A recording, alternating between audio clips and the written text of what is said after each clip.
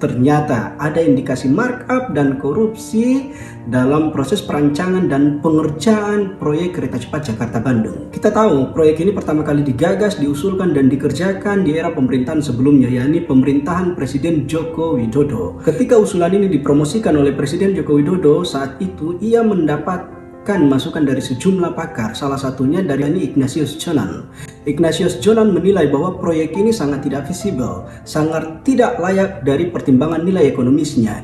Di masa depan justru hanya akan membebani konsorsium BUMN yang kemudian terlibat dalam pengerjaan proyek ini untuk melunasi pengembalian bunga utang kepada pihak Cina. Tapi saat itu Presiden Joko Widodo tidak bergeming, ia tetap ngotot untuk kemudian melanjutkan pengerjaan proyek ini. Sebagai imbas dari kritikan tadi Ignatius Jonan, akhirnya dicopot dan digantikan dengan Budi Karya Sumadi.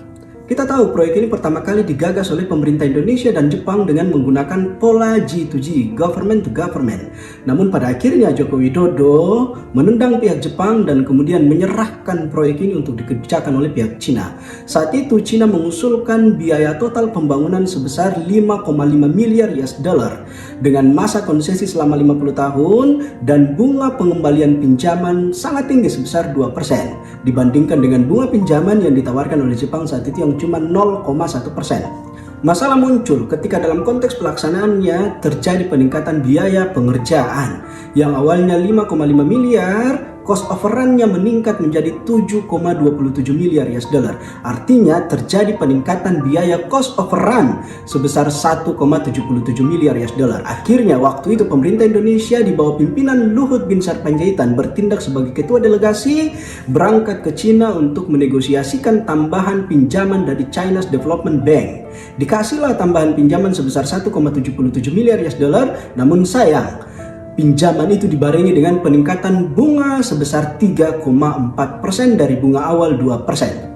Potensi markup dan korupsi dalam konteks ini bisa dilihat. Yang pertama terkait dengan peningkatan cost overrun sebesar 1,77 miliar US dollar. Sejauh ini belum dilakukan audit investigasi untuk menunjukkan kelayakan atas peningkatan biaya pengerjaan proyek. Tiba-tiba saja pemerintah Indonesia mengumumkan telah terjadi peningkatan biaya sangat tidak masuk akal. Cost overrun-nya meningkat sebesar 1,77 miliar US dollar.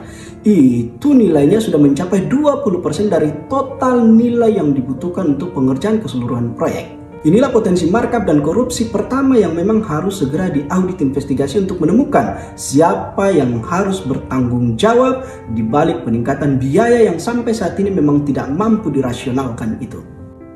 Yang kedua, potensi markup dan korupsi